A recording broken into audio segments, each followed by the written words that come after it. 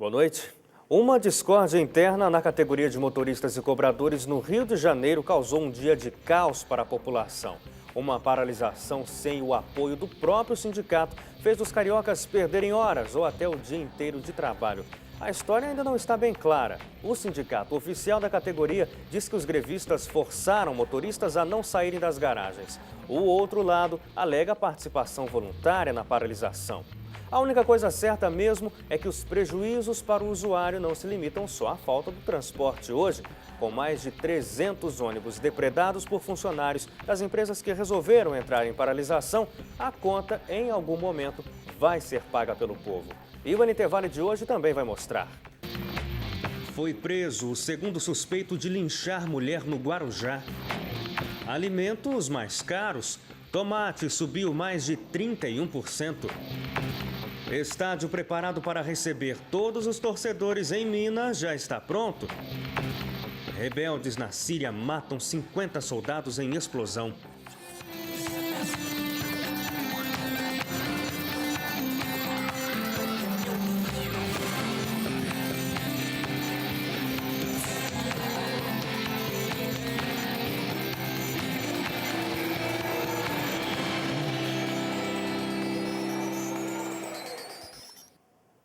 325 ônibus foram depredados na greve do Rio de Janeiro, a grande maioria na zona oeste da cidade.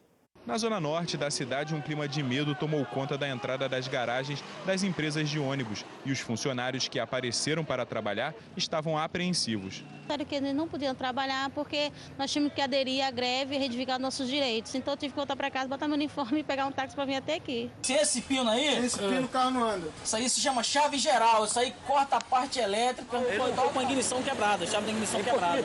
Impossibilita o motorista ligar o carro e retornar à garagem.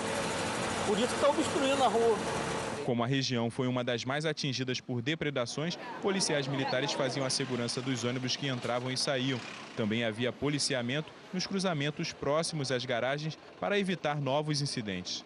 Só nesta empresa, que presta serviço na zona oeste da cidade, foram 67 veículos depredados entre a meia-noite e as 9 horas da manhã de hoje. Mas, de acordo com o coordenador de tráfego aqui da garagem, o maior prejuízo fica por conta da falta de ônibus circulando. Pedras lançadas contra ônibus quebraram para-brisas e janelas, o que gerou o recolhimento de muitos carros. Durante toda a manhã, a empresa operou com apenas 30% da capacidade. Agora, na parte da manhã, o movimento parece dissipou. E nós já estamos trabalhando já para botar o segundo turno 100% de fora na rua. A greve de ônibus surpreendeu hoje os moradores do Rio de Janeiro. No começo da manhã, o clima era de tensão no terminal da Central do Brasil. Os ônibus que paravam para entrada de passageiros eram abordados por rodoviários que aderiram à paralisação, que tentavam impedi-los de continuar circulando. Os poucos ônibus que conseguiam deixar a central saíam completamente lotados. Este rodoviário, que depredava veículos com um sapato, foi preso pela polícia militar sob o protesto dos outros manifestantes. Enquanto isso, as pessoas que dependem dos ônibus para se deslocar pela cidade iam ficando cada vez mais impacientes. Algumas optaram pelo trem e pelo metrô como alternativas, o que deixou os vagões lotados. No entanto, muitas delas não conseguiram chegar ao trabalho. É um pouco complicado, porque a gente fica se comunicando com o chefe. Ah, vai chegar e nada, né? Vou chegar tarde, vou levar falta, não consigo trabalhar, não tem ônibus que vai para a ilha. Não deixam passar ônibus e eu estou nessa situação aqui. A gente quer trabalhar, a gente precisa trabalhar, né? Tem gente que não entende isso, caos total. Os rodoviários interromperam os trabalhos porque não concordam com o acordo firmado entre o Sindicato dos Trabalhadores do Transporte Urbano, Sintraturb, e a empresa Rio Ônibus. O sindicato aceitou um aumento de 10% no salário e cesta básica de R$ 150. O sindicato fechou um acordo com os patrão por trás do rodoviário, de portas fechadas, sem participação do rodoviário, sem nada. Entendeu? Daí a gente está reivindicando isso, melhores condições, um salário mais digno, 12, 13 horas de trabalho, entendeu? Sem parada, sem descanso, sem intervalo para almoço. Quem fica 12, 13 horas sem almoço? Que ser humano que aguenta isso? Um ex-militar fez uma grave denúncia em um seminário ontem no Rio. Segundo ele, dezenas de corpos de opositores da ditadura foram enterrados dentro da área de um regimento de cavalaria. O ex-militar João Leite, de 69 anos, disse que em 1964, cerca de 50 presos políticos foram enterrados em um cemitério clandestino no Regimento de Cavalaria Andrade Neves, no Rio de Janeiro. Quando superlotou, aí eles fizeram um buraco grande, um buraco de mais ou menos de 15 metros por 8, e jogou lá dentro do negócio, fez jogou lá dentro. Eles depararam até com um esgoto lá e jogaram acho que 25, 28 lá dentro. Quando as covas ficaram cheias, os corpos eram jogados na linha do trem. Essa operação acontecia sempre de madrugada, por volta das 2 horas da manhã, rotina que teria sido mantida por 3 meses. Todo santo dia tinha morte. As mulheres dos presos ia lá, vim dizer que meu marido estava aqui com criança. Chegava a enjoelhar lá na portaria, lá, pedindo para eles. Aquilo, portão fechado, não deixava de jeito nenhum. O ex-militar, que serviu ao Exército por 1 ano e 1 mês, não soube dizer quantos morreram no regimento de cavalaria. Disse que diariamente eram assassinadas de 5 a 8 pessoas. A gente já tinha aquela ordem que levava o sargentinho que levava. E qual era o nome do comandante? Do comandante do quartel? O comandante do quartel é Anísio da Silva Rocha. E o subcomandante? É o coronel Coutinho. E eles tinham conhecimento disso? Podia dizer que mandava fazer, mas ela é lotado de gente de presa.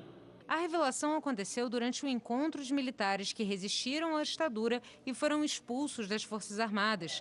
Eles se reuniram na Associação Brasileira de Imprensa para discutir a anistia, uma espera de décadas. Este é o primeiro depoimento que aponta a existência de um cemitério clandestino em uma área militar no Brasil. Não se sabe se os corpos foram retirados ou se permanecem no local. Também não há registro das identidades das pessoas. O ex-militar ainda será ouvido pela Comissão Estadual da Verdade do Rio de Janeiro. E o depoimento do ex-militar João Leite também repercutiu na Comissão Estadual da Verdade do Rio, que teve uma sessão hoje. O Adida Musa afirmou que a Comissão Estadual da Verdade vai chamar o ex-militar João Leite para depor. Eu vou me inteirar das declarações dele. Já soube que foram declarações graves, né, apontando fatos até agora desconhecidos de nós. Eu nunca tinha ouvido falar, né, nesse episódio e na escala em que ele declarou o que aconteceu. A declaração foi feita durante uma audiência no Rio de Janeiro que marca 1 ano dos trabalhos da Comissão Estadual da Verdade. Estamos confeccionando o subrelatório do caso do Coronel Malhães, né, que até agora nós consideramos um caso não esclarecido. Durante o evento comemorativo, os participantes discutiram a tortura e a repressão na época da ditadura e nos dias atuais. Hoje é diferente, se prende é uma forma de tortura. Se prende porque está se manifestando, porque, enfim, tem uma opinião a expressar, que também é uma forma de tortura. Agora, não é uma tortura física, mas ela também se constitui em tortura psicológica. Acho que a diferença está nisso aí. E a polícia do Guarujá, na Baixada Santista, prendeu nesta madrugada o segundo suspeito de linchar uma mulher no último final de semana. O rapaz, de 16 anos, foi preso depois de uma denúncia anônima.